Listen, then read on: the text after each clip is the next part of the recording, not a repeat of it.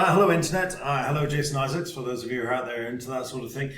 This is a presentation for first-time UCAS advisors, because let's face it, everybody has a first time. And even if it's not your first time, maybe you just think that you scraped through last time by the skin in your teeth, hopefully this will give you some sort of steer as to where the next few weeks, months will be going. There's a lot of stuff that's not covered in this.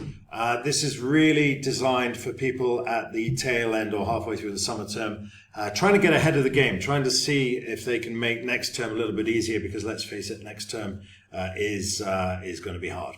We all know that, and stuff we can do now is going to make life an awful lot easier. Not least because you have three distinct roles when it comes to UCAS, and I don't think they necessarily need any particular explanation. Your first role really is Sensei. Now, traditionally one uses Yoda at this point, but frankly, if you look at the Jedi's record by any reasonable sort of quality control matrix, they're useless, and also they have very dubious authority. Anyway, Mr. Miyagi, on the other hand, he got results, and you will as well, I hope.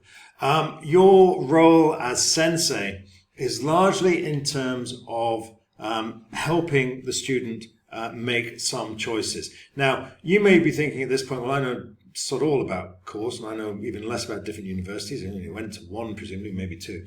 And it's been a long time since you wrote a personal statement, a long time perhaps since you wrote a school reference. But in each of these instances, you're an awful lot more accomplished than the student. And what's more, you probably have a greater ability and greater incentive, well, not greater incentive, but certainly greater nous when it comes to going onto the internet and looking up things like that. Also, in terms of just gentle encouragement in terms of what they should be looking for in their personal statement. And what they put in their personal statement backs into their reference. The reference really is the substance that supports the personal statement. So they'll be making a lot of claims in that personal statement. You have to think of the personal statement really as a manifesto. And a manifesto won't necessarily have a huge amount of substance to it. It's going to have lots of ideas, it's going to have lots of promises, but it won't have the substance. The substance really comes in here, and we'll be talking a little bit more about that later.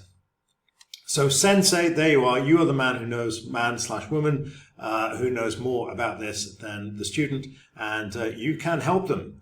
You can help them, and the more you help them to help themselves, the less you will have to do, because I'm afraid you are going to have quite a lot to do. In terms of administration, we need to get our students going along to open days, and we need to make sure that they are doing this responsibly. We all know that well, students take a very loose approach to open days. We are limiting ours to 2 in term time. Do please try to keep track on that, and we will be giving you various measures to help you in that end. However, most of your administration is going to be taken up with the UCAS form, particularly personal details, academic record, predicted grades. And these are things that can be done now. As soon as the UCAS system goes live, there's no reason why our students can't go in and upload the academic record and their personal details. Predicted grades, the tutor, the UCAS advisors are going to have to liaise with subject teachers and make sure that you get a good grade there. We can talk more about that later, but in terms of predicted grades, you know, it's all about the bell curve. The predicted grades really, we should be looking at this sort of area here. Probably not there, that's a bad idea. And here, well, you can do better than that. What we're looking for is just not the unicorn time of things, but just, you know, let's be optimistic, but at the same time, let's be reasonable. And as we move into a post-results application environment, I think, yeah, maybe this is going to be less important, but still at the same time, we're looking for aspirational, but indeed reasonable predicted grades there. So you will be liaising with teachers, and you will be helping students make university choices based on that. Then we have the tracking thing, we have firm choice, and of course we have insurance choice, but this is obviously much, much later. This comes, you know, sort of once the offer's coming in, which is the second half of the Michaelmas term, early Lent term. And then, of course, we've got the fun and games of clearing, well, the outcome first and then clearing, but that is a long way down the line. At this school, you do not need to be at the school for the outcome. You don't need to be at the school on results day because, of course, the students won't be there. We're a boarding school. We don't expect them to come back to school for results day. And so if the students aren't here getting their envelopes and their sweaty palms, you don't have to be here either. You do, however, have to be contactable. So please do make sure that your up-to-date contact details, and particularly where you will be on results day, is in the possession of North Hall. Clearing, again, that's something you're going to be involved in, but we can worry about that later. I'm not going to have time to go into that in this particular presentation. Most of your role, certainly in the summer term, is going to be taken up with this. You are going to be the driving force behind students' decisions in terms of course and university. If they're going to make any progress on the UCAS form, that is going to be because you are behind them, giving them a kicking. Filling in the personal details, filling in the academic record, making some sort of progress on their personal statement. The more we can do on this in the summer term, the less we have to do in the winter term when everything's going to hell. So get this done now because it just is tedious. You know, like any other task, the longer you give someone to do it, the longer it will take them to do it. So be strong and make sure that they the students make a decent start on that. And again, subject references, perhaps more in the winter term. There are a number of ways to do this, but the short answer is that you should have access to subject references from teachers.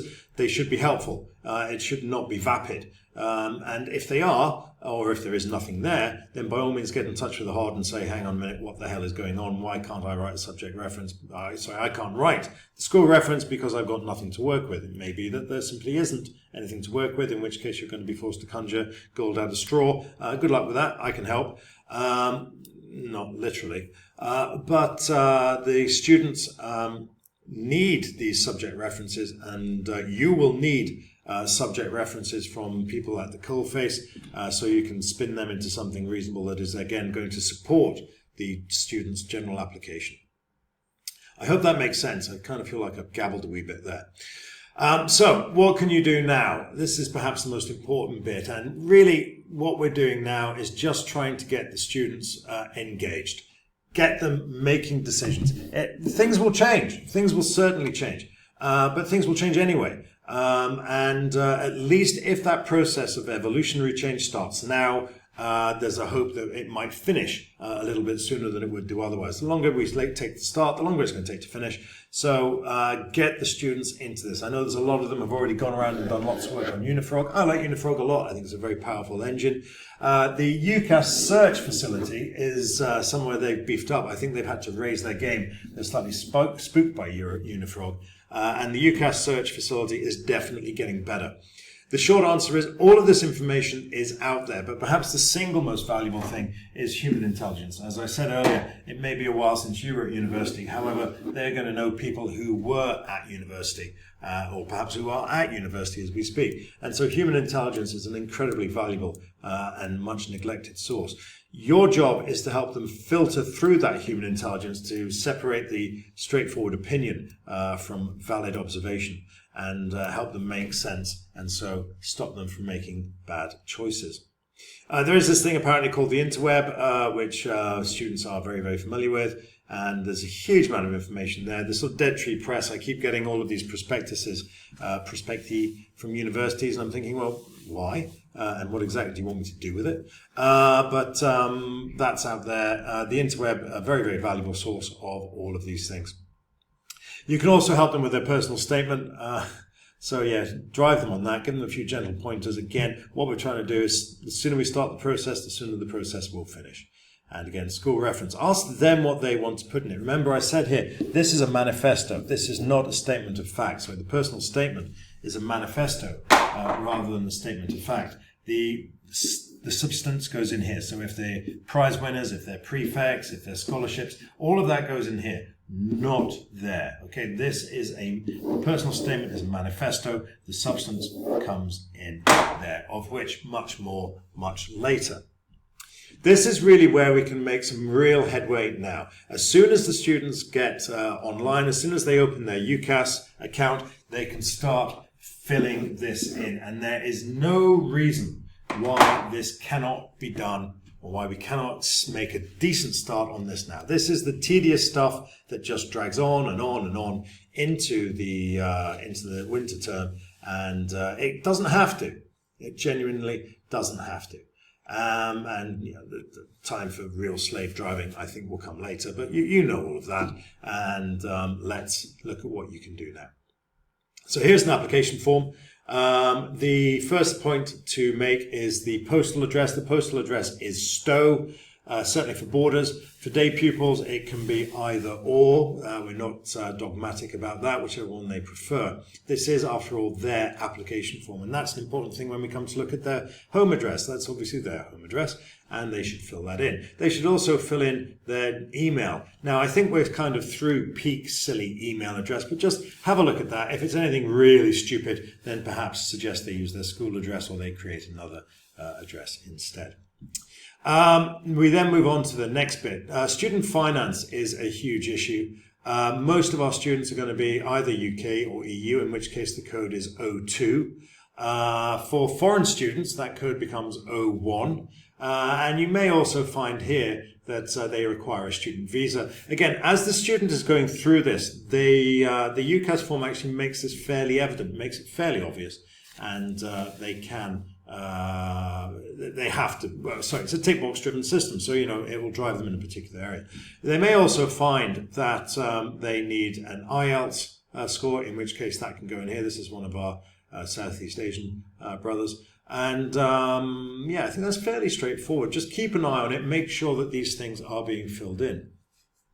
Nominated access, this is going to be a family member. This is essentially their sort of next of kin if they can't get in touch. This is interesting. Now this first bit, this is a drop-down menu, which means that in here they can use as much information as they feel is going to be helpful. Eventually it will, so this is all tick box again, so not particularly interesting. But ultimately we're heading towards this. This is the university choices. Again, this will happen at some point in the not too distant future. What they should, however, what they can do now is start filling in this. Right, so we've got the GCSE grades. This is, again, just what it is. It's very, very straightforward. This is all tick box driven. But then the slightly more tricky one is this one, because these ones, sorry, the GCSE advanced level, these are often overlooked. And it's gone through the same system. The same system that you use to put these in is used to put these in. It's just the date that is different. So the system automatically looks at the date and decides whether the qualification goes in there or in there. So just keep an eye on that. The other thing you should keep an eye on is the EPQ. This one always seems to catch people out. They forget about it, but it's in there. And we also have anything else that might come in. And of course, that goes down there as well. That may be relevant for a points-based application. We then have this. This is all out of date, so it doesn't really matter. But this is fed by drop-down menus. You don't need to worry too much about this. What you do need to worry about are these. Now, these are the grades. These are the predicted grades. This is going to be the basis of that. And again, just remember that bell curve. What we're looking at is something that balances ambition with practicality. So, you know, somewhere out here, probably not there, and we can do better than that. Yeah, so that's, sorry, reference we've completed for you, and yeah, there we go. And these are two examples of personal statements. So rather, this is the personal statement, this is the school reference. So you will be heavily involved in both of those, 4,000 characters, including spaces and including stuff. And I just wanted to draw your attention to this. Now, this means that you don't have to explain what we teach, how we teach it, what the school looks like. That is all cached there. So you just focus on telling them about the student, not about the school. If you're telling them about the school, either you're filling out the UCAS form or you are wasting time. Crikey, I've nearly made it absolutely spot on. Some resources here. Again, this is the UCAS search tool. This is really good. They've done a lot of work on this, and we pay a lot of money for this. So do make sure that they use them. And any questions on any of that, anything I can do to help, any comments, complaints, moans, do come and see me. And I look forward to answering your questions there and then. Many thanks and very, very, very good luck.